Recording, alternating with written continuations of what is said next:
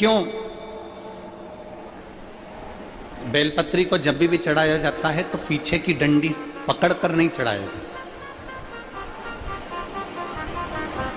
बेलपत्री को चढ़ाने के लिए मध्य भाग को, जैसे यह बेलपत्र होता है तो इसका मध्य की जो डंडी होती है, मध्य भाग होता है बेलपत्री का, तब मध्य भाग को पकड़कर हम भगवान शंकर को बेलपत्र समर्पित करते हैं। कोई भी बेलपत्र ऐसे नहीं चढ़ाता कि डंडी पकड़ के चढ़ा दिया, फिर पीछे की डंडी पकड़ के चढ़ा दिया, फिर पीछे की डंडी पकड़ के चढ़ा दिया, फिर डंडी पकड़ा, फिर चढ़ा दिया ना। मेरे देवादिदेव महादेव को जब भी बेलपत्र चढ़ाया जाता है तो मध्य भाग, पीछे की डंडी पकड़कर नहीं, मध्य भाग से भगवान शंकर को बेलपत्र समर्पित किया जाता है। मध्य भाग से जब भी पकड़ेंगे तो मध्य भाग को पकड़कर बेलपत्र समर्पित करेंगे। क्यों?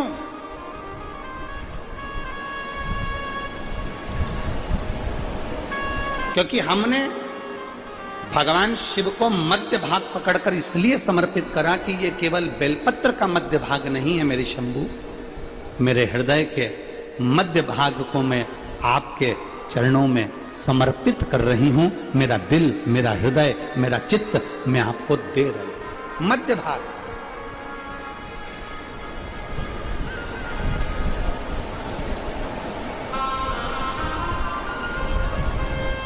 एक विश्वास के साथ दे रही हूं। एक मां बैठी है,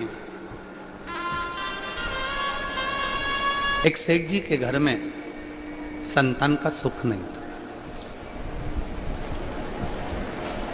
बड़ा सुंदर प्रसंग है।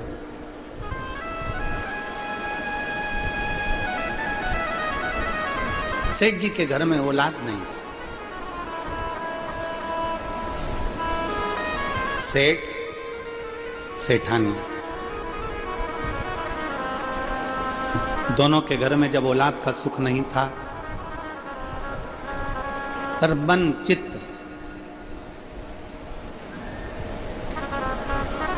कभी ना सेठ जी का चित्त ना सेठानी का चित्त कभी भी भगवान की ओर नहीं गया। दोनों के घर में औलाद नहीं, पर संतान का सुख नहीं है, पर दोनों का चित्त कभी शिव जी की ओर नहीं गया, कभी नहीं।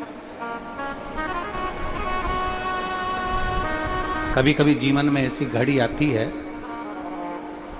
जब बहुत चिंता भी व्यापने लगती है ना, बहुत टेंशन भी आ जाता है ना, तो भी लोगों का मन भगवान की ओर नहीं जा पाता।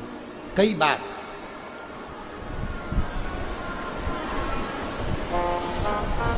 चित्त नहीं गया।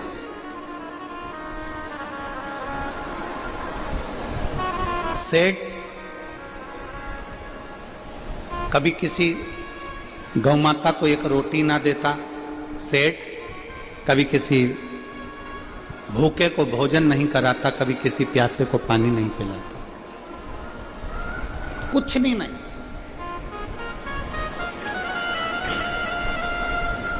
सेठानी का स्वभाव भी ऐसा ही था कि वो कभी किसी को कुछ नहीं देता।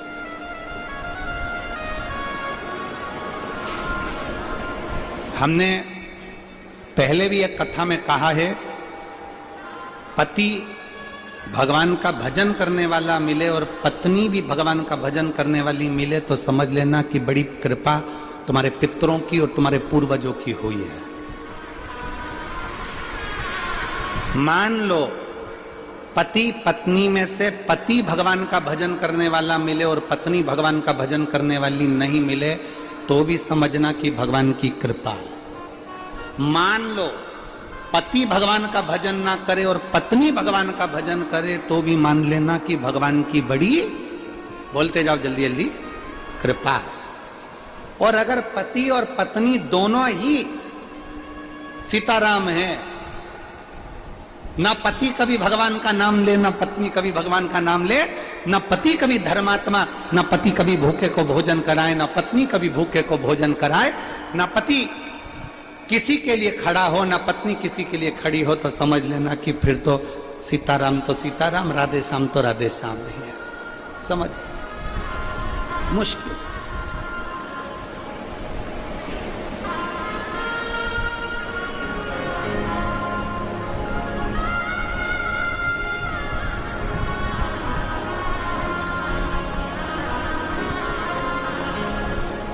वर्धन जी, यादव परिवार, काका जी, चाचा जी आपको भी कहेंगे हम, और पूरे वर्धन परिवार को, श्री टेकराम जी को, मुकुल जी को, हर्ष जी को, लक्ष्य जी, वर्धन जी, सबको कहें। भूल से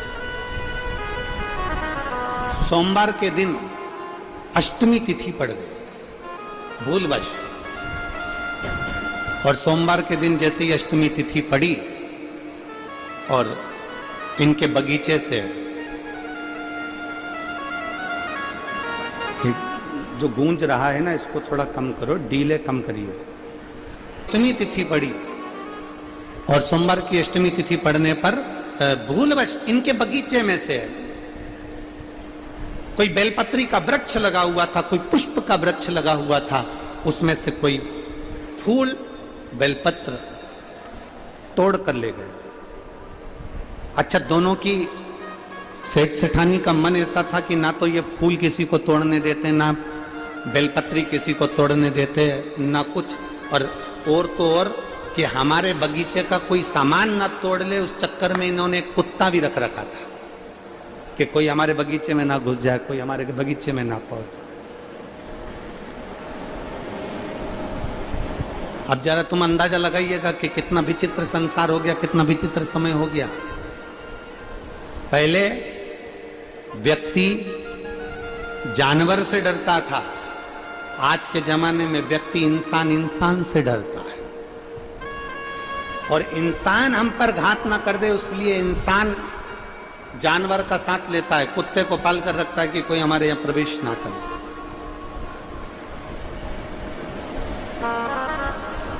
सेठ सेठानी के बगीचे में से कोई ने बेलपत्र निकाल ली, कोई ने पुष्प ले लिया और ले जाकर, सोमवार की अष्टमी थी, अंदाजा नहीं लग पाया, ध्यान नहीं रख पाया, और सोमवार की अष्टमी के दिन भूलवश, इनको नहीं ध्यान में, कोई दूसरे ने तोड़ा, दूसरे ने लिया और शंकर जी के मंदिर में जाकर वो बेलपत्री और पुष्प समर्पित कर दिया।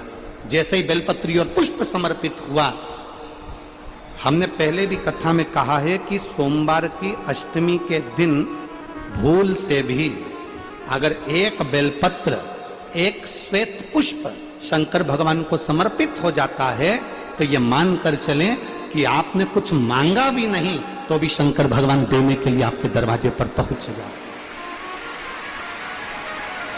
भूलवश सोमवार की अष्टमी के दिन अगर भूलवश भी अगर हमारे हाथ से एक बेलपत्र, एक पुष्प शिव को समर्पित हो जाए, तो समझ लो कि कहीं शंकर की उदारता, कहीं शिव की कृपा।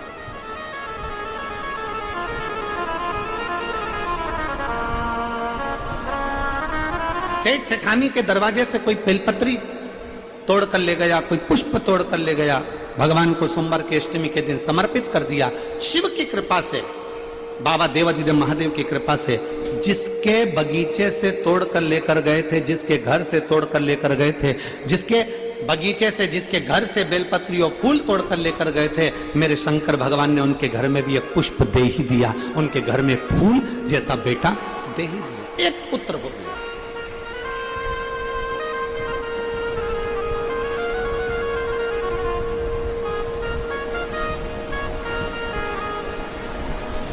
एक फूल जैसा बेटा उनके घर में जन्म ले लिया, जिसका नाम वज्र सुमन हुआ।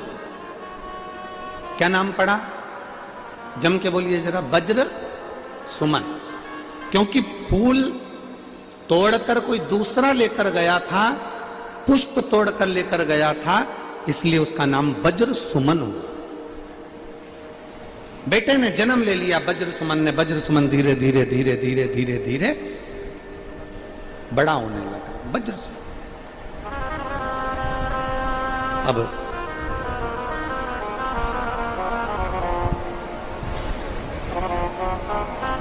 वज्र सुमन धीरे धीरे धीरे धीरे बढ़ने लगा। बढ़ते बढ़ते शंकर भगवान के प्रसाद के द्वारा हुआ था, इसलिए वज्र सुमन शिव का भक्त था।